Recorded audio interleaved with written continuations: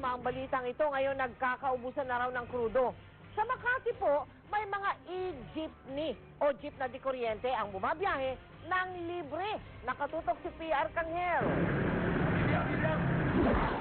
Takaw pansin sa kalsada kanina ang makukulay na e-jeepney o mga jeep na dekuryente habang binabaybay ang Legazpi Village at Ayala Avenue sa Makati.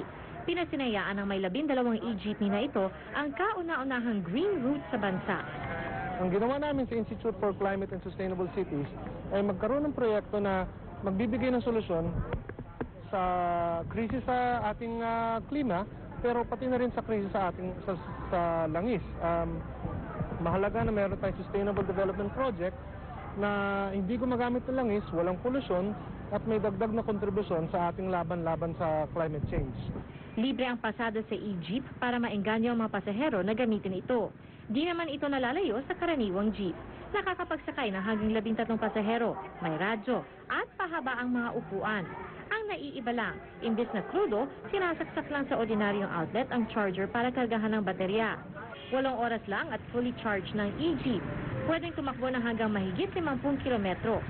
Si British Ambassador Stephen Lilly, isa sa mga sumusuporta sa proyekto, naniniwalang pwedeng gayahin sa mauunlad na bansa ang konseptong ito. Yeah, I think people all around the world can learn from this, but let's start in the Philippines and learn from Makati and from Puerto Princesa and roll it out across the country if we can. Malaking tulong daw ang e-jeep sa pagbawas ng polusyon at sa pagsugpo ng climate change. Dahil di gumagamit ng gasolina, nababawasan ang carbon dioxide at nitrous oxide emissions. Kaya pati ang beauty queen at environmentalist na si Miriam Kiambao, bilib sa proyekto. E-jeepney ay isa sa mga bagay para makabawas ng carbon emissions, ng mga carbon footprint ng mga tao. So, on top of that, libre pa para sa taong bayan. Kaya, maganda ng suportahan itong e-jeepney.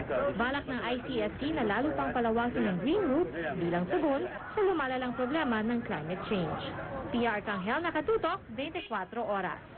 Salamat, Pia. Yan po ang mga balitang aming sinusukan sa nakalipas na 24 oras. Maraming salamat sa inyong pagtitiwala. 45 araw na lamang, Pasko na. Pasalab ka puso. Mula sa tahanan ng katotohanan, ako po si Mel Tiangco. Ako po si Mikey Riquez, ito ang GMA. Walang kinikilingan, walang pinoprotektahan. Walang kasinungalingan, serbisyong totoo lamang. At dahil hindi natutulog ang balita, Nakatutok kami 24 oras.